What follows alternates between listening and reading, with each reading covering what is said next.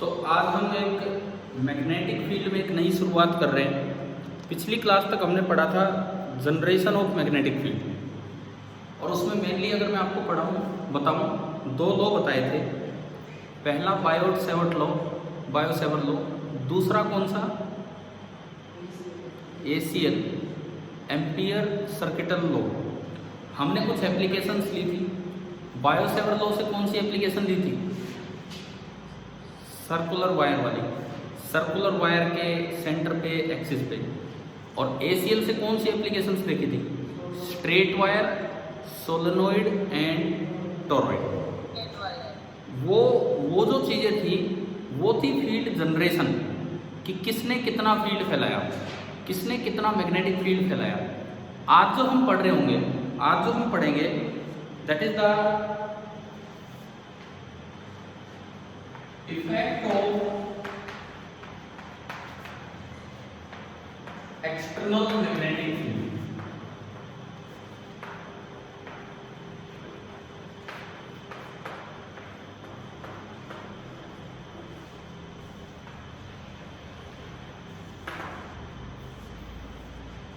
तो जो आज हमारा टॉपिक रहेगा that is the effect of external magnetic field, कि भाई बाहर से किसी ने मैग्नेटिक फील्ड फैला रखा है, बाहर से किसी ने मैग्नेटिक फील्ड फैला रखा है, उस मैग्नेटिक फील्ड का क्या असर होगा किसी भी चार्ज पे जो उस फील्ड में रखा गया है, ये हमें देखना है। Effect of external magnetic field, ये हमें देखना है। ठीक है, करें शुरुआत। आज फील्ड जनरेशन की बात नहीं करेंगे, आज फील्ड के इफेक्ट की बात करेंगे। तो इसके अंदर जो आज का हमारा टॉपिक रहेगा कि पहले टॉपिक है ये मैग्नेटिक लॉरेंट फोर्स। लॉरेंट एक साइंटिस्ट का नाम है जिन्होंने फॉर्मूला दिया था, on a charge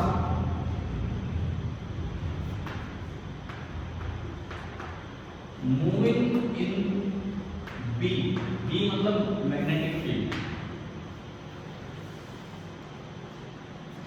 effect of external magnetic field के अंदर जो हम पहला टॉपिक ले रहे हैं, पहला topic that is magnetic Lorentz force on a charge moving in B, magnetic field, ये हम देख रहे हैं।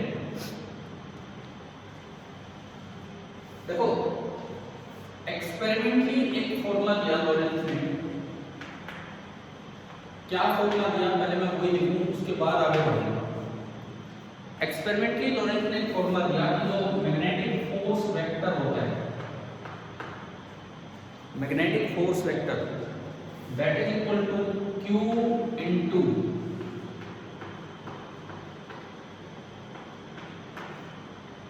V cross B, that is equal to Q into V cross B।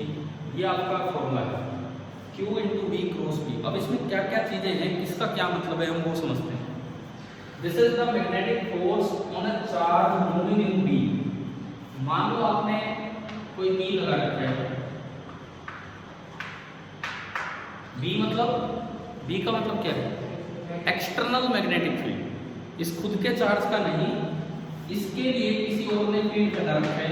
Straight wire भी हो सकती है, सोलेनोइड भी हो सकता है, कुछ भी हो सकता है। B का मतलब है एक्सटर्नल मैग्नेटिक फील्ड। कोई चार्ज है जिसका मास m है, चार्ज Q है, और वो चार्ज किसी डायरेक्शन में जा रहा है v वेलोसिटी के साथ, किसी डायरेक्शन में विद वेलोसिटी v। तो इस पे जो फोर्स लगेगा उसका फॉर्मूला लॉरेंट ने दिया था Q into V cross V। थोड़ी देर तो हम इस फॉर्मूले को समझेंगे कि ये क्या है। अच्छा ये बताओ, उस दिन आपने दो पढ़े थे, एक BSL एक ACL। एक में क्रॉस प्रोडक्ट का यूज हुआ था, एक में डॉट प्रोडक्ट का। क्रॉस प्रोडक्ट का यूज किस में हुआ था,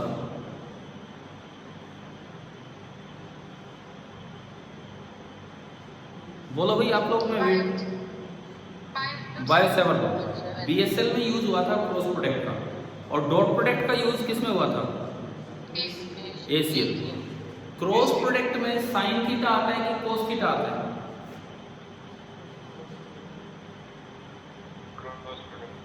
क्रॉस में साइन, क्रॉस में आता है साइन थीटा। मैंने माना कि इन दोनों के बीच का एंगल है थीटा, मैंने माना कि इन दोनों के बीच का एंगल है थीटा। तो ये फोर्स हमें क्या बताता है कि जो फोर्स का मैग्नीट्यूड होगा वो तो होगा मोड क्यू। देखो चाहे चार्ज पॉजिटिव हो चाहे नेगेटिव, किसी भी वेक्टर क्वांटिटी के मैग्नीट्यूड में हमेशा चार्ज को कैसे रखा जाता है, विदाउट साइन। किसी भी वेक्टर क्वांटिटी के मैग्नीट्यूड में, क्योंकि एक वेक्टर का मैग्नीट्यूड कभी नेगेटिव नहीं हो सकता, फोर्स एक वेक्टर है तो उसके मैग्नीट्यूड में चार्ज हमेशा विदाउट साइन आएगा, इनटू v का मैग्नीट्यूड, इनटू v का मैग्नीट्यूड और इनटू साइन।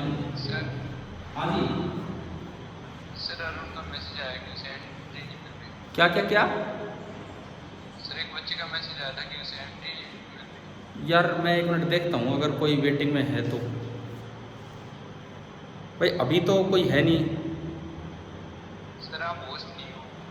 चलो जो भी होस्ट हैं, जो भी होस्ट है, लेकिन अभी तो कोई वेटिंग में है भी नहीं ना, फिर मैं कैसे बताऊँ। और होस्ट है कौन, अल्फा जूम 9। चलिए मैं होस्ट जी से आग्रह करता हूँ कि जो बाहर हैं उनको अनुमति दें अंदर आने की, अगर मेरी बात सुन रहे हो तो। बाकी हम अपने कार्य को आगे बढ़ाते हैं। देखिए मोड ऑफ एफ आ गया, ये लोरेंट फोर्स, ये आपका फॉर्मूला है। देखो भाई जो बच्चा भी लेट आया है, आज बाद में आया है, मैं बता देता हूँ कि हमने पिछली क्लास में पढ़ा था जनरेशन ऑफ मैग्नेटिक फील्ड, वहाँ सोर्स चार्ज थे, उन्होंने कितना फील्ड फैलाया ये पढ़ा। इस क्लास में पढ़ने लगे हैं effect of magnetic field on test charge. Effect of magnetic field on test charge, कोई अलग चार्ज है उस पर मैग्नेटिक फील्ड का क्या असर होगा। तो उसमें पहला टॉपिक हमने लिया magnetic Lorentz force on a charge moving in some magnetic field. ठीक है, तो एक्सपेरिमेंटली एक फॉर्मूला किया था Q into V cross V लोरेंट्स ने। मैं आपको वही अप्लाई करके दिखाऊंगा कि भाई ये क्या है, क्या मतलब है इस फॉर्मूले का। अगर किसी मैग्नेटिक फील्ड V में कोई चार्ज पार्टिकल इधर जा रहा है v वेलोसिटी के साथ, q उसका चार्ज है, m उसका मास है, v कोई एक्सटर्नल फील्ड है, तो उस पे जो फोर्स लगेगा, पहली बात फोर्स कितना लगेगा, q विदाउट साइन लेना है क्योंकि आप फोर्स का मैग्नीट्यूड लिख रहे हो, है ना भाई।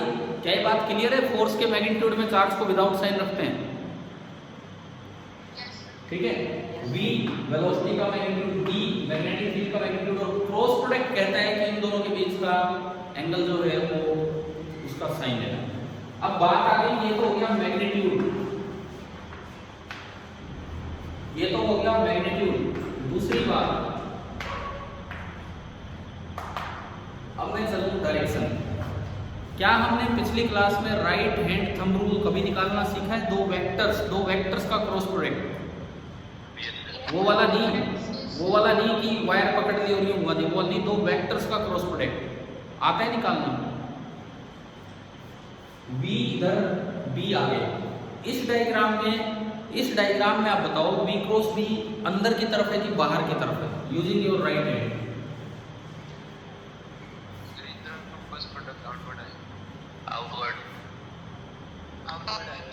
आउटवर्ड है कि इनवर्ड है?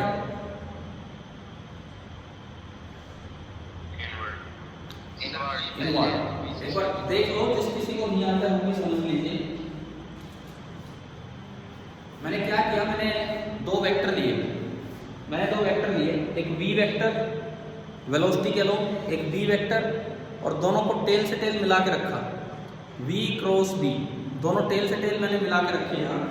अब मैं इसके बाद मैं राइट हैंड लूँ, अंगूठा परपेंडिकुलर करके इस तरह से राइट हैंड को रखूँ। पहला वेक्टर फॉर्मूले में v है, तो v पे हाथ रख के b की तरफ घुमाऊं, यूं घुमाऊं कि उंगलियां जाए तो b की तरफ जाए, तो अंगूठा किधर आ रहा है, अंगूठा इनवर्ड, यानी कि इस पर्टिकुलर डायग्राम में v क्रॉस b की डायरेक्शन होगी इनवर्ड।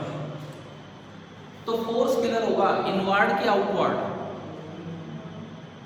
या कहीं भी हो सकता है, इनवर्ड भी हो सकता है, आउटवर्ड भी।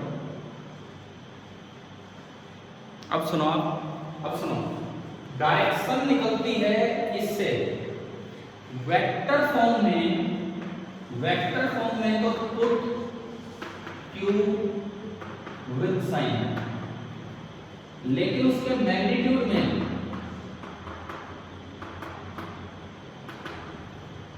Q without sign. उसके मैग्नीट्यूड में आपको चार्ज रखना होगा विदाउट साइन, और इसमें चार्ज रखना होगा विद साइन। इसमें विदाउट साइन, इसमें विद साइन। तो वहां विद साइन रखोगे। अगर Q पॉजिटिव है, अगर Q पॉजिटिव है तो जो V क्रॉस B की डायरेक्शन आ रही है वही फोर्स की डायरेक्शन होगी। और अगर Q नेगेटिव है, चलने वाला चार्ज अगर नेगेटिव है, तो जो V क्रॉस B की डायरेक्शन आ रही है, फोर्स की डायरेक्शन उससे अपोजिट होगी, माइनस साइन उल्टा कर देगा। तो यहाँ पे फोर्स किधर लगेगा, सुनिए डायरेक्शन इस पर्टिकुलर डायग्राम में F cap is inward. Inward का सिंबल ये था हमारा, इनवर्ड का ये था ना, इनवर्ड का सिंबल क्रॉस, पता है ना इनवर्ड का सिंबल होता है F cap is inward if Q is positive, क्योंकि B क्रॉस B इनवर्ड आ रहा है। And F cap is outward, outward का सिंबल था dot. F cap is outward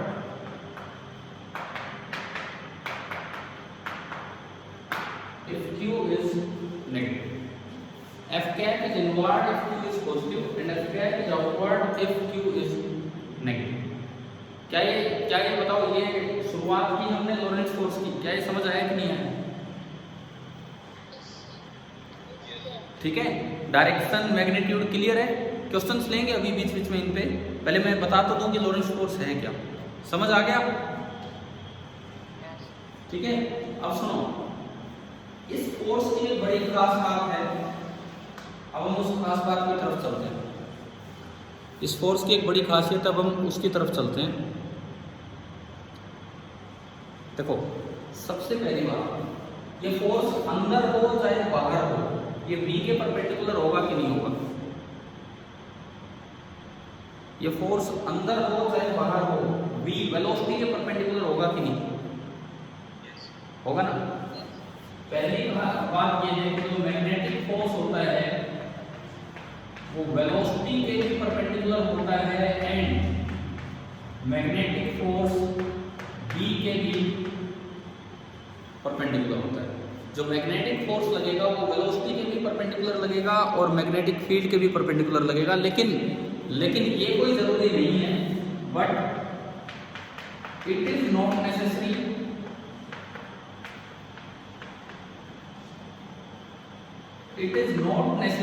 that V is perpendicular to V और V के बीच का angle तो कितना भी हो सकता है, जैसे इस डायग्राम में आपका थीटा है, V और V के बीच का एंगल तो कितना भी हो सकता है, लेकिन ये जरूरी है कि ये फोर्स V के भी परपेंडिकुलर होगा और V के। क्या आपको पहला पॉइंट समझ आया, फर्स्ट पॉइंट? ठीक है, सेकंड पॉइंट,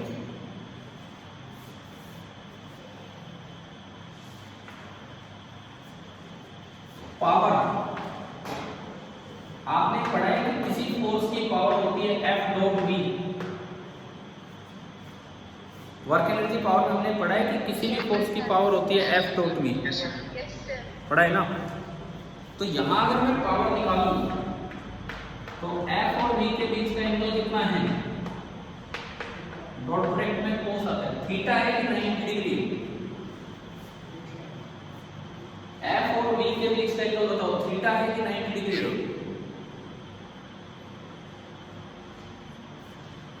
इस अरेंजमेंट में या किसी भी अरेंजमेंट में F और V के बीच का एंगल थीटा है कि 90 डिग्री?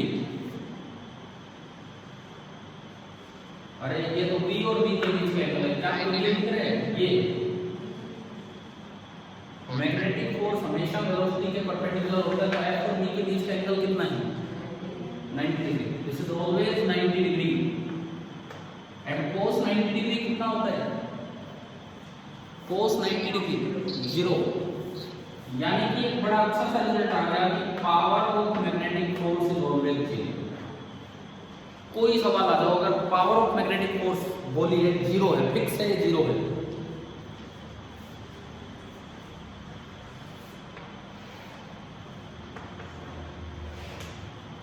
हमें बताओ, 2 पॉइंट आ गए समझ? क्या दोबारा बोलो, आप क्या कह रहे हो? सेकंड पॉइंट दोबारा होगा। हम लोग वर्क एनर्जी पावर चैप्टर में पढ़ के आते हैं कि किसी भी फोर्स की पावर का फॉर्मूला होता है force dot velocity. Force dot velocity ये पावर का फॉर्मूला होता है। हमने अभी देखा ये फोर्स या तो अंदर लगेगा या बाहर लगेगा, कि बाहर लगे या अंदर लगे, वेलोसिटी के 90 डिग्री पर है। ये एक रिजल्ट है कि मैग्नेटिक फोर्स हमेशा वेलोसिटी के परपेंडिकुलर होता है। मैग्नेटिक फोर्स हमेशा वेलोसिटी के परपेंडिकुलर होता है। तो इन दोनों के बीच का एंगल 90 डिग्री होगा। तो जब आप इनका डॉट प्रोडक्ट करेंगे तो cos 90 डिग्री आएगा, और cos 90 डिग्री कितना होता है? 0। यानी कि power of magnetic force is always 0। क्या क्लियर हुआ कि नहीं बताओ? ठीक है, कोई डाउट हो इसमें तो पूछ लो अभी। चलिए मैं अब थर्ड पॉइंट पे चलता हूँ। उस साइड थोड़ी जगह बनाते हैं और तीसरे पॉइंट पे चलते हैं। देखिए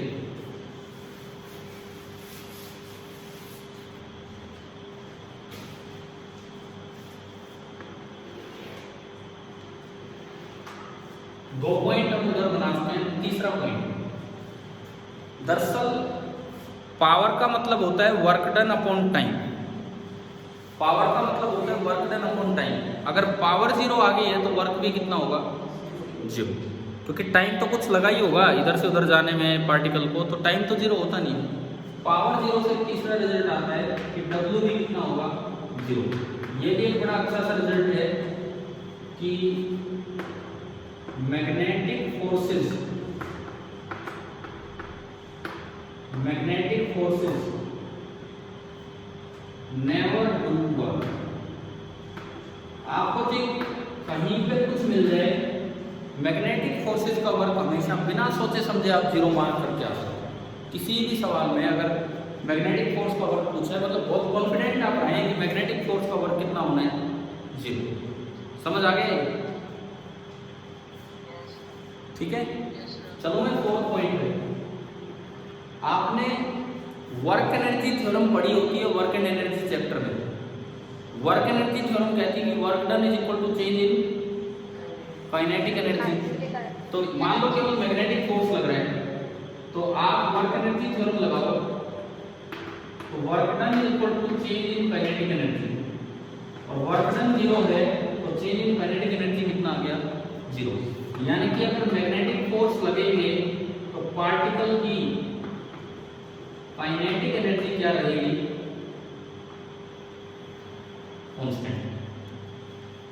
अगर मैग्नेटिक फोर्स लगेंगे तो जो पार्टिकल की काइनेटिक एनर्जी है, अगर मैग्नेटिक फोर्स लगेंगे तो जो पार्टिकल की काइनेटिक एनर्जी है वो बिल्कुल कांस्टेंट रहेगी, वो चेंज नहीं हो सकती। समझ आ रहे हैं? रिजल्ट्स बड़े काम के रिजल्ट हैं, अच्छे। ठीक है, पांचवा point, fifth point, kinetic energy होती है हाफ एम वी स्क्वायर। अब मास तो चेंज होने से रहा, हम कोई लाइट की स्पीड से नहीं भाग रहे, मास हमारा कांस्टेंट है। अगर काइनेटिक एनर्जी कांस्टेंट है तो मतलब वी स्क्वायर कांस्टेंट है, वी मतलब स्पीड। तो इसका मतलब अगर मैग्नेटिक फोर्स लगता है तो क्या पार्टिकल की स्पीड चेंज हो सकती है? नहीं हो सकती। तो पांचवा रिजल्ट हमारा ये आया, magnetic forces never change the speed of moving particle. Magnetic forces never change the speed of moving particle.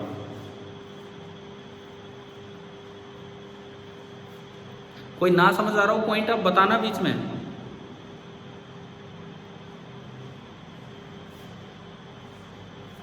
अब मैं बीच वाली जगह में कुछ और पॉइंट बनाता हूं।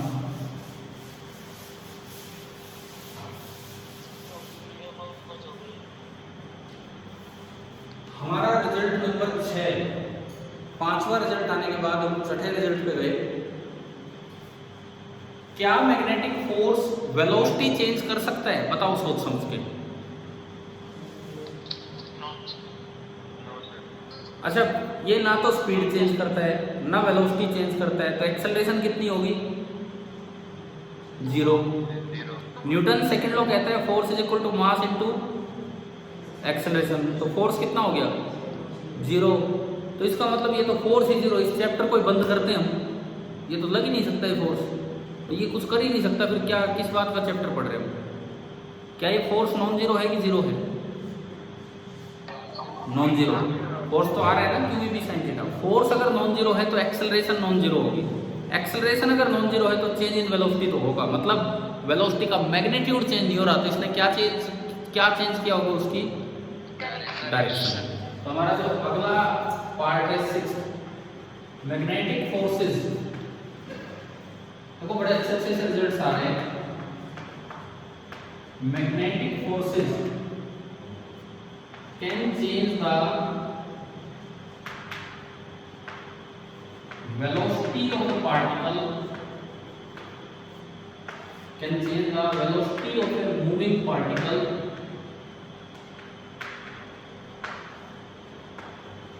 by changing its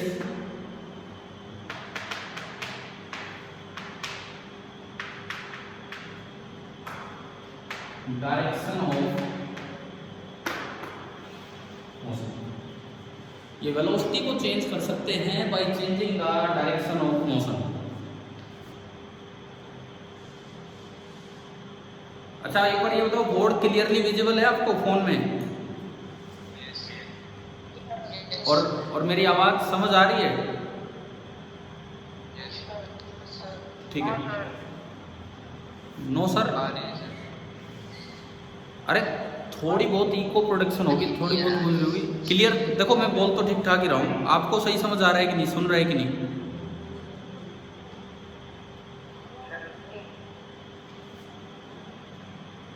क्या कह रहे हो? नो सर बोलने वाले कौन थे? उनसे मैं बात कर रहा हूँ। क्या प्रॉब्लम है क्या आवाज सुनने में? क्यों कह रहे हैं?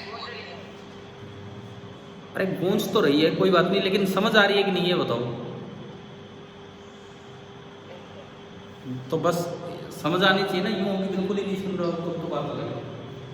नंबर 7, आप बताओ क्या मैग्नेटिक फोर्सेस मूविंग पार्टिकल का मोमेंटम चेंज कर सकते हैं कि नहीं? Yes sir. कैसे? मोमेंटम होता है मास इनटू वेलोसिटी, और वो एक वेक्टर क्वांटिटी है, तो अगर डायरेक्शन भी चेंज होगी वेलोसिटी की तो वो चेंज होगा, है ना? तो अगला result, magnetic forces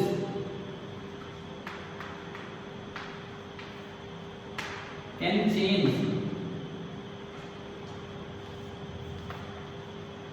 the linear momentum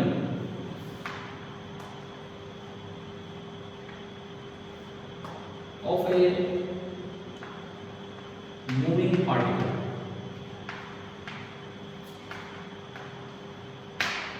एक मूविंग पार्टिकल का लीनियर मोमेंटम ये चेंज कर सकते हैं। एक मूविंग पार्टिकल का लीनियर मोमेंटम ये चेंज कर सकते हैं। कैसे? वो डायरेक्शन चेंज करते हैं।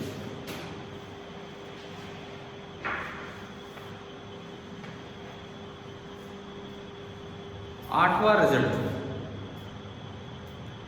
एक रेस्ट वाले पार्टिकल को मैग्नेटिक फोर्स स्टार्ट कर सकता है कि नहीं, चला सकता है कि नहीं, बताओ।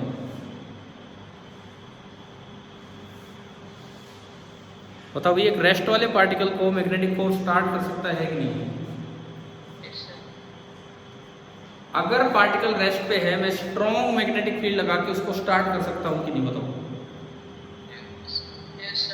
कैसे? आप कितना ही स्ट्रॉन्ग फील्ड लगा लो, अगर पार्टिकल रेस्ट पे है तो उसकी स्पीड कितनी है? 0। और फोर्स का फॉर्मूला है Q V B sine theta. Q V B sine theta.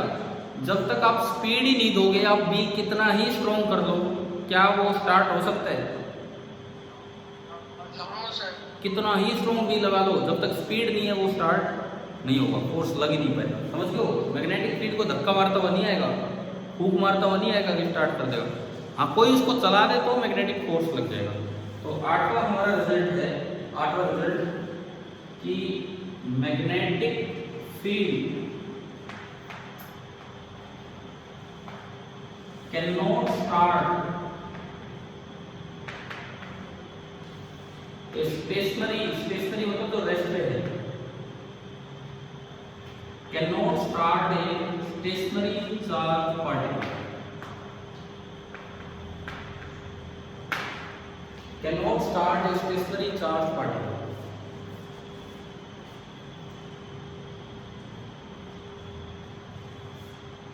आपके 8 पॉइंट आ गए हैं, 8 पॉइंट लिख लिए आपने? सर ठीक है, मैं एक बार रिवाइज करता हूँ, वैसे तो बोर्ड पे लिखे हुए हैं, आपकी कॉपी में भी आपने नोट कर लिए होंगे, तो देख के हम चलें, एक बार हम याद भी करते चले चीज़ों को। पहला आपका पॉइंट क्या है? फर्स्ट पॉइंट कि मैग्नेटिक फोर्स हमेशा वेलोसिटी के भी परपेंडिकुलर लगता है और बी के भी, मैग्नेटिक फील्ड के भी। ये जरूरी नहीं है कि V और B के बीच का एंगल 90 हो, लेकिन ये फिक्स है F और V, F और B, F और V और F और B, इन दोनों के बीच का एंगल कितना रहेगा? 90 डिग्री। ये था आपका पहला पॉइंट। दूसरा पॉइंट, पावर निकालने वाला जो फॉर्मूला है वो हमें बताता है कि मैग्नेटिक फोर्स की पावर हमेशा कितनी होगी?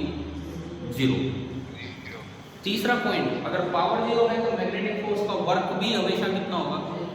0। आपसे कैसे चला लो पार्टिकल, ठीक है।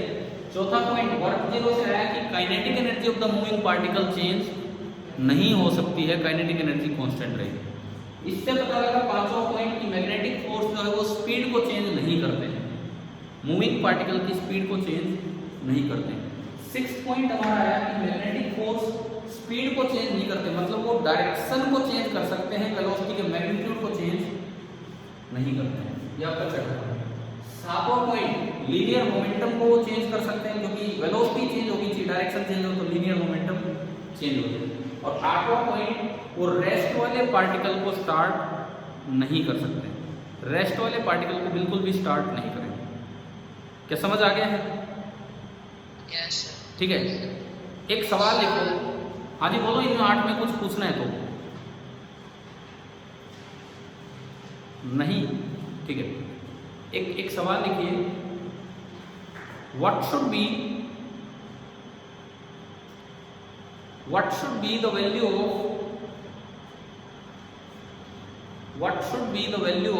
angle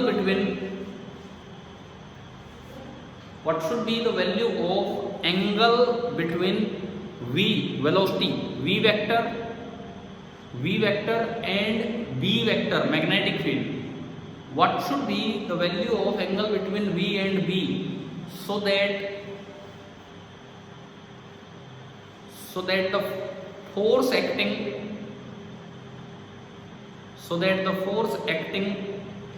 on the moving charge is maximum? 90 degree. हाँ ठीक है।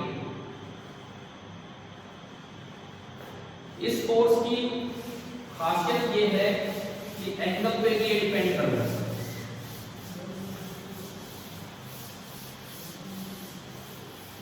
हाँ भाई आ गया, कितना एंगल होना चाहिए? 90 डिग्री। देखिए इस क्वेश्चन का सॉल्यूशन आपका F है Q B B into sine theta. Sine theta ऊपर आने का मतलब है F will be maximum. Sine theta ऊपर आने का मतलब है F will be maximum if sign theta is maximum. और साइन थीटा की वैल्यू मैक्सिमम कितनी होती है? 1। ये कब होती है? जब थीटा कितना हो? 90 डिग्री। यानी कि जो B है वो B के परपेंडिकुलर हो तो ये फोर्स मैक्सिमम लगेगा। और कितना लगेगा वो भी लिख देता हूँ, F max Q without sine into V into B। और जो मैक्सिमम मैग्नेटिक फोर्स जो लग सकता है that will be Q V B। कितना लगेगा आपका? Q into V into B। क्या ये समझ आ गया है? ठीक है, अगला सवाल आप लिखना, ये नोट कर लो पहले अगर नहीं किया तो।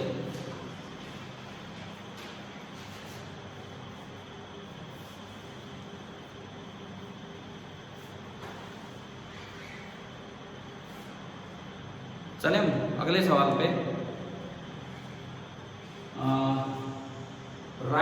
conditions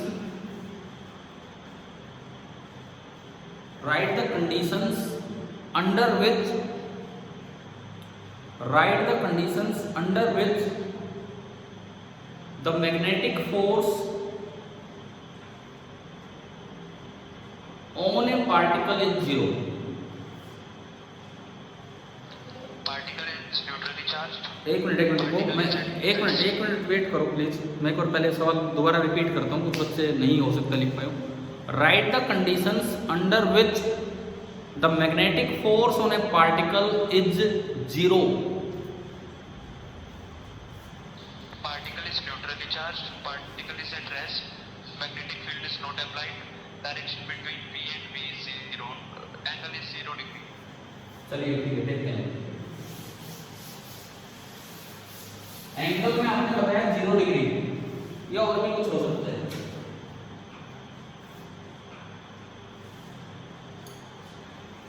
देखिए,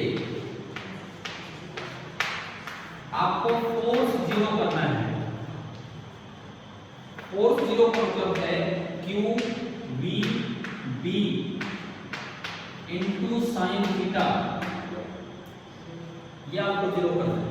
ये कब 0 हो सकता है? कंडीशन सुनो, आइदर Q इज 0, पहली कंडीशन मतलब है Q0। Q0 का मतलब कि पार्टिकल न्यूट्रल था। Q0 का मतलब है कि जैसे वो पार्टिकल ही न्यूट्रल था, जैसे कि आपका न्यूट्रॉन होता है, पार्टिकल न्यूट्रल था मतलब जैसे न्यूट्रॉन पार्टिकल आ रहा है तो उसमें मैग्नेटिक फोर्स नहीं लग रहा है, ठीक है। और V0 इसका मतलब है particle is at rest.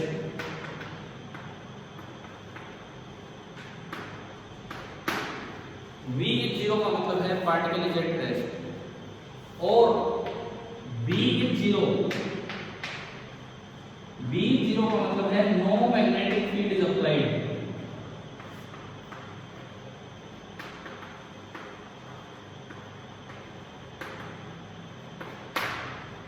No magnetic field is applied. और देखो, sine theta is the angle between two vectors V and B। दो वेक्टर्स के बीच का एंगल 0 से 180 डिग्री तक कुछ भी हो सकता है, इससे बड़ा नहीं होता है। दो वेक्टर्स के बीच का एंगल 0 से 180 तक कुछ भी हो सकता है, और बड़ा होता है तो नीचे वाला एंगल लिया जाएगा। साइन 0 डिग्री भी 0 होता है और साइन 180 डिग्री भी 0 होता है। तो एक केस बनेगा, और V cap is equal to B cap, और V cap is opposite to B cap. कितनी कंडीशन आ गई? 1 2 3 4 और 5।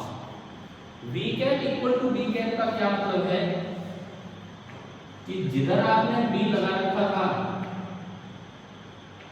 उसी डायरेक्शन में पार्टिकल को चला दिया। जिधर आपने B लगा रखा था उसी डायरेक्शन में पार्टिकल को चला दिया, यानी कि इन दोनों के बीच का एंगल है 0 डिग्री, और साइन 0 0। और B cap equal to minus B cap का मतलब है कि जिस डायरेक्शन में आपने B लगा रखा था पार्टिकल को आपने उससे अपोजिट डायरेक्शन में चला दिया, यानी कि जो थीटा आपने लिया वो कितना ले लिया? 180 डिग्री। थीटा आपने लिया 180 डिग्री। असल में इन दोनों केसेस को इकट्ठा करके बोला जाता है कि B vector is parallel to B vector. Parallel का मतलब हो सकता है दो वेक्टर्स अगर पैरेलल है, इसका मतलब या तो उनकी डायरेक्शन सेम है या उनकी डायरेक्शन अपोजिट है। इन सभी केसेस में चाहे मैग्नेटिक फील्ड है नहीं है, लेकिन फोर्स कितना रहेगा पार्टिकल पे? 0 रहेगा। क्या ये समझ आ गया? 0 फोर्स की कंडीशन क्लियर है सभी बच्चों को? अब कर दो, आप नोट कर दो अगर कोई नहीं हुआ है बचा है तो, या कर लिए?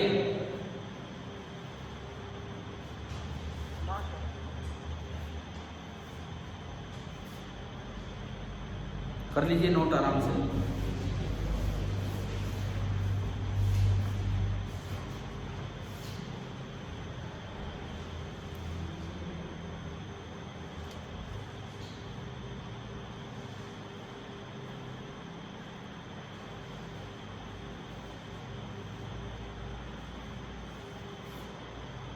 ठीक है, बढ़े आगे।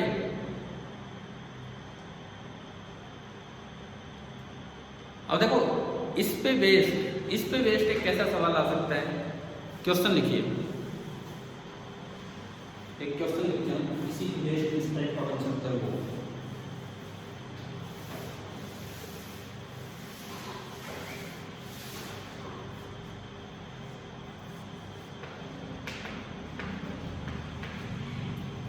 Charge particle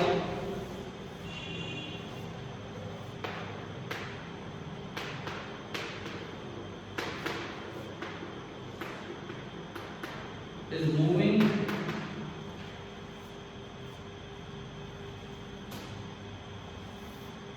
in a region along a particular line.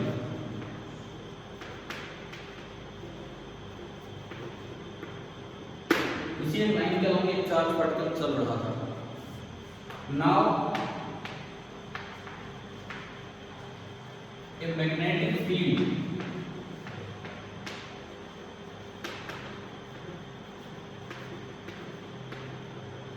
is applied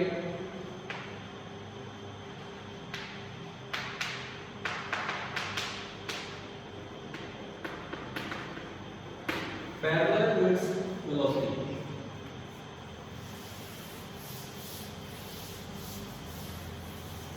Now a magnetic field is applied parallel to its velocity.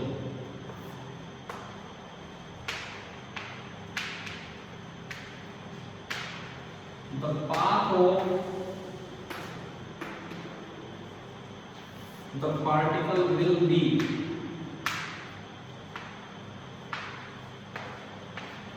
A है straight, B है circular, C है parabolic,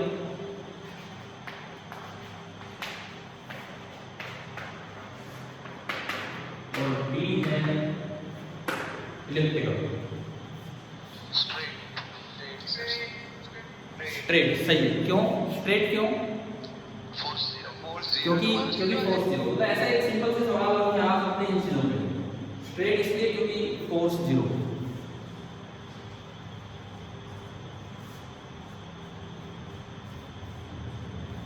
ठीक है, समझ आ रहे हैं ना ये सवाल?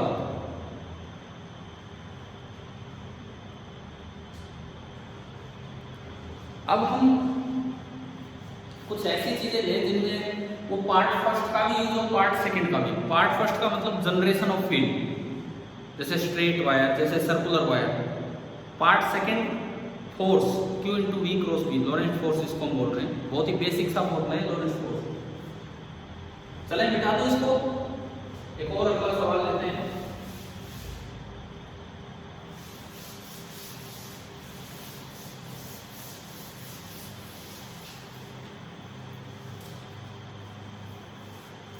देखिए अगला सवाल, ये एक straight current carrying long wire है जिसमें करंट जा रहा है I and current is going from south to north direction. ये कोई वर्टिकल डायरेक्शन नहीं है। साउथ और नॉर्थ वर्टिकल डायरेक्शन होती है, हॉरिजॉन्टल। हॉरिजॉन्टल वायर ऊपर नहीं जा रही है, आप कॉपी में जैसे बनाओगे वैसे जा रही है, आगे जा रही है वायर, आगे सामने की तरफ। इसके ईस्ट की तरफ एक इलेक्ट्रॉन है, जिसका चार्ज है -e और मास उसका है m। टुवर्ड्स नॉर्थ जा रहा है with velocity v,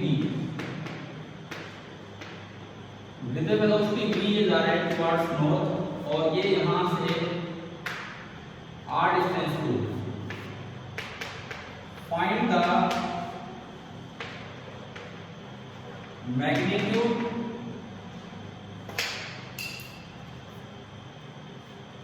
and direction of force of magnetic force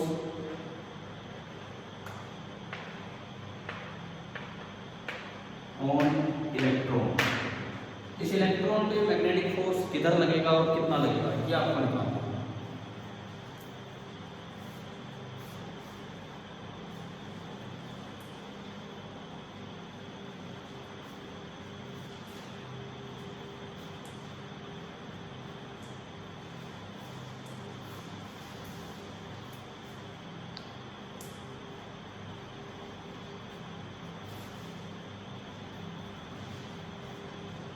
आप 5 मिनट ट्राई कर लीजिए, मैं फिर डिस्कस करूँगा, आप एक बार सोचिए क्या करने के लिए।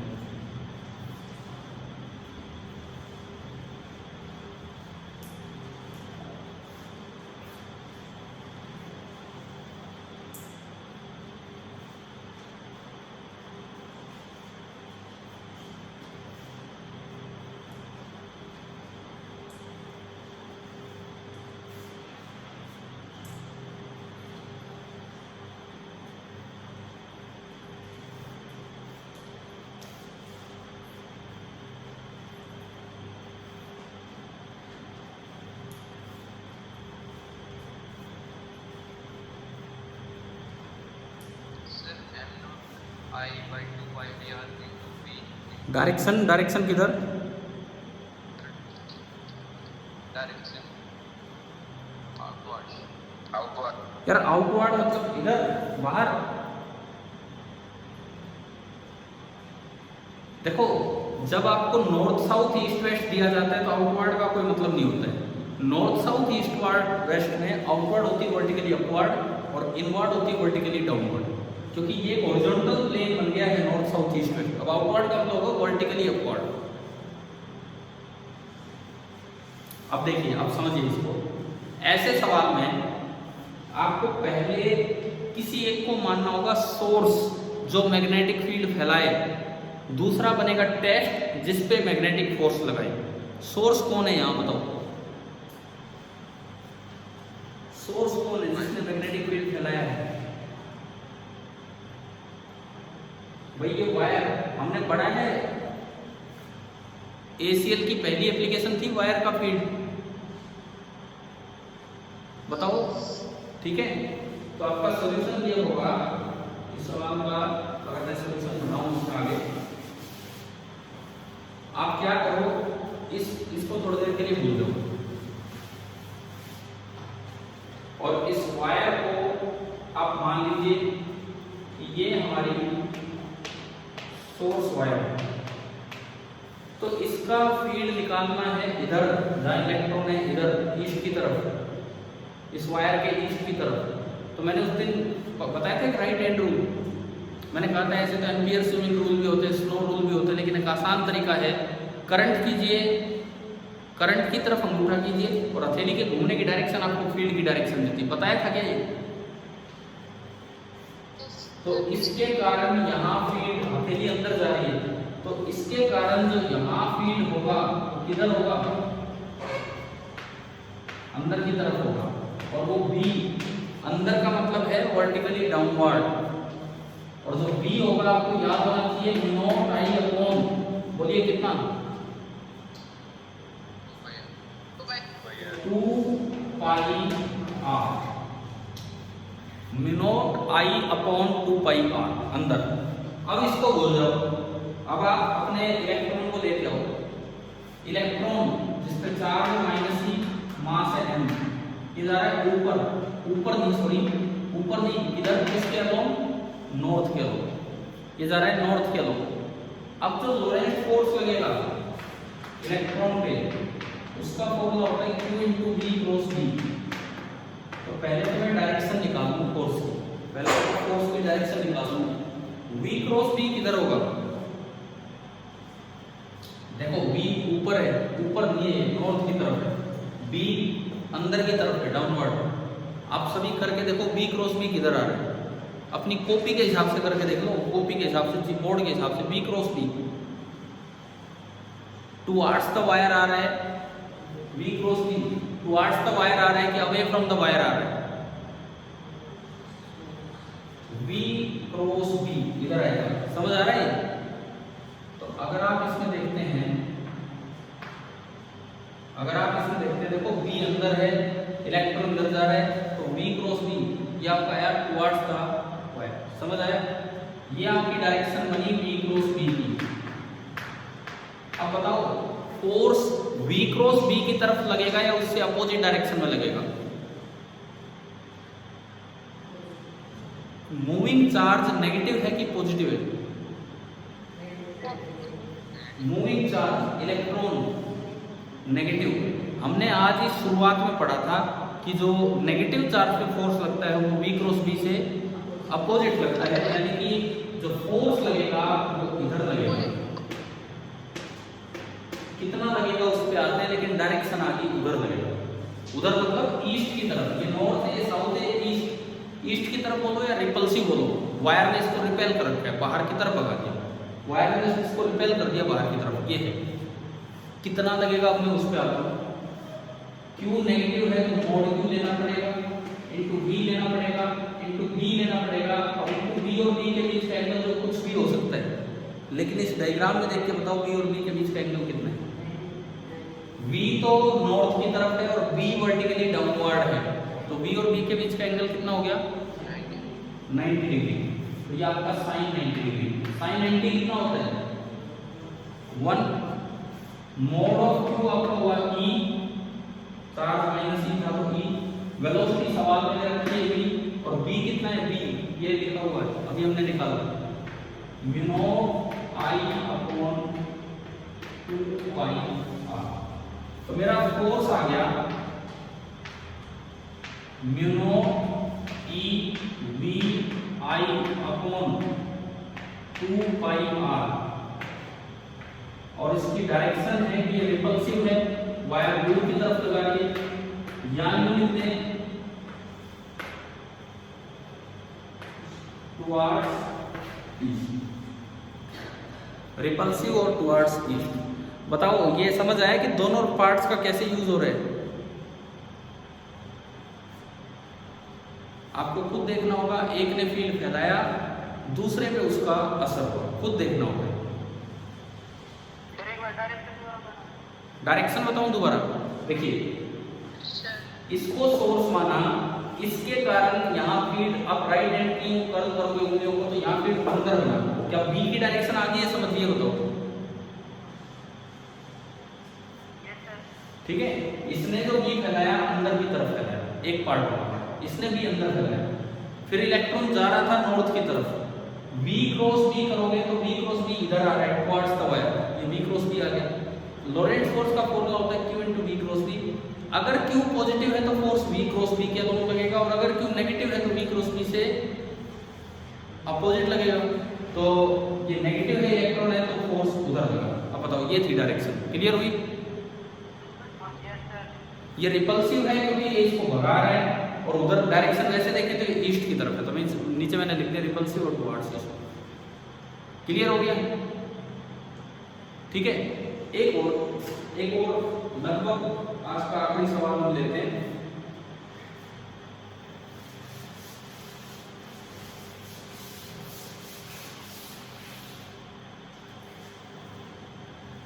सपोज आपको एक सर्कुलर करंट कैरिंग वायर है जिसमें करंट फ्लो कर रहा है I, इस वायर का रेडियस है R, एक इलेक्ट्रॉन इसके सेंटर पे है और इधर जा रहा है विद वेलोसिटी v, इलेक्ट्रॉन है माइनस E चार्ज है, m मास है, इलेक्ट्रॉन है electron. Find the magnitude and direction of force on electron when it is passing through the center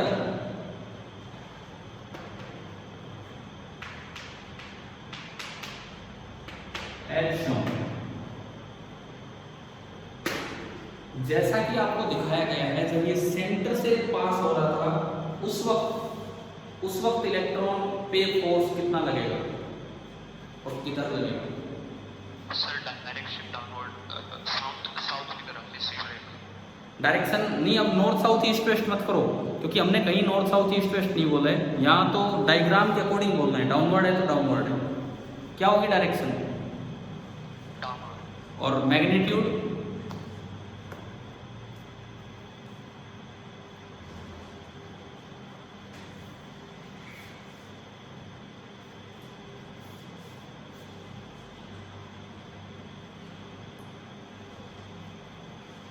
फिर से आप सोर्स मानिए किसको, सोर्स कौन है हमारा, सर्कुलर वायर, जो हमने BSL से उसके फील्ड लिखने सीखे थे।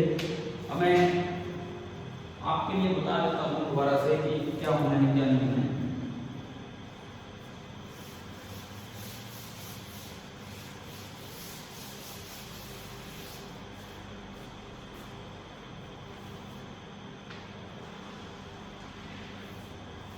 ये वायर मेरी सोर्स है और इसमें यू करंट आ रहा है, तो इसके सेंटर पे हमने पढ़ा था कभी, राइट हैंड को इस तरह घुमाओ उंगलियों को जैसे करंट आ रहा है, अंगूठा देगा सेंटर पे बी की डायरेक्शन, तो मैग्नेटिक फील्ड किधर आया, आउटवर्ड। अगर इसको सोर्स माना हमने तो जो मैग्नेटिक फील्ड आया बी वो बाहर की तरफ आया आउटवर्ड, कितना होता है सेंटर पे बी, यू नॉट आई कौन 2r, ऊपर यार लिखा देना 2r, और जो इलेक्ट्रॉन है वो इधर जा रहा है, इलेक्ट्रॉन इधर जा रहा है -em। तो सबसे पहले तो आप देखो B बाहर है, B बाहर है तो एंगल 90 डिग्री है, ये समझ आ रहा है आपको, B बाहर की तरफ है तो एंगल 90 डिग्री है, B बोर्ड के प्लेन में नहीं बाहर है। तो पहले तो करते हैं B क्रॉस B पे हाथ रखने के, राइट हैंड थंब रूल लगाना आना चाहिए आपको, V पे हाथ रखना है, बाहर है B की तरफ घुमाया तो B क्रॉस B किधर आया, ऊपर।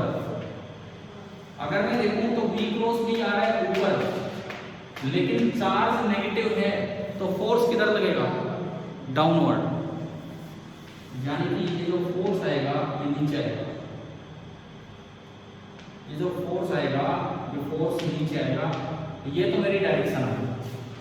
अब बात आती है कि फोर्स लगेगा कितना, तो मोड ऑफ -e मतलब E Q हो गया, तो V आपको दे रखा है इनटू B और इनटू साइन, V और B के बीच का एंगल कितना है 90 डिग्री,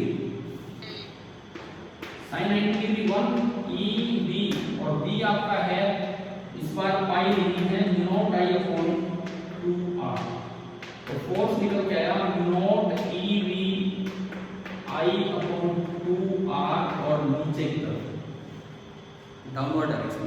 तो देखो यार पीछे वाले पार्ट्स का सारा यूज हो रहा है फोर्स निकालने में, क्या समझ आ गया? ऐसे ही सोलेनोइड टोरॉइड कहीं भी पूछ सकते हैं, सोलेनोइड का फील्ड लिख दो इनटू QV कर दो।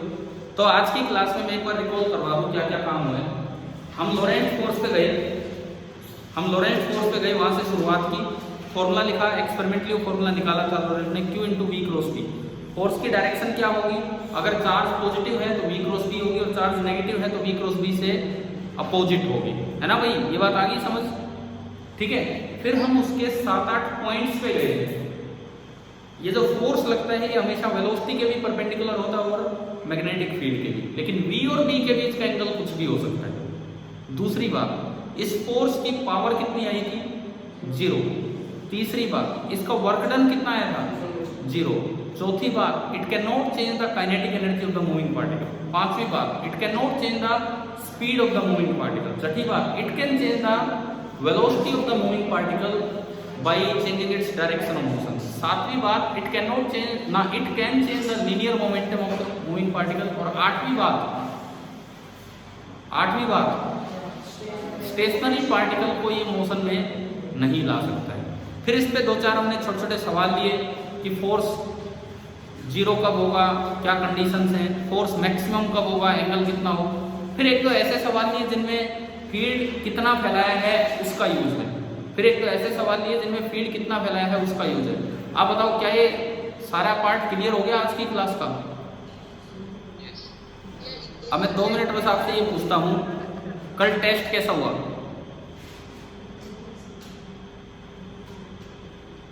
हाँ जी, टेस्ट दिया था ना कल? अरे तो बताओ तो, देखो अभी तक आपके ग्रुप पे वो मैंने तो पेपर भी नहीं देखा है, ग्रुप पे कोई पेपर शेयर ही नहीं हुआ अभी तक, कौन सा टेस्ट था क्या आया है। 13 सवाल फिजिक्स के कैसे आए थे ये बताओ, हो कितने हो गए उनमें से, 13 में से? की मिल चुकी है आपको आंसर की? नो सर, नहीं मिली थी। No sir. तो एक्चुअली वो पेपर भी आपके ग्रुप पे नहीं डाला गया अभी तक, हमने तो पेपर भी नहीं देखा है। चलिए कोई नहीं, क्या पता आपको की मिले उससे पहले रिजल्ट ही आ जाए। लेकिन मुझे वैसे बताओ कितने सवाल हुए आपसे फिजिक्स में 13 में से? क्या क्या 10? 13 वाला भी कोई स्टूडेंट है जो 13 के 13 कर पाए? चलो कोई नहीं, कोई नहीं, ठीक है, आपका रिजल्ट आएगा। हाँ जी आयुष, कितने हुए? सर कॉन्फिडेंस नहीं आंसर्स पे, बाकी सोल ठीक कॉन्फिडेंट। ठीक है ठीक है ठीक है, चलिए ठीक है, फिर हम कल बात करते हैं कि अब तक कल तक आपका रिजल्ट याद है। ठीक है, थैंक यू।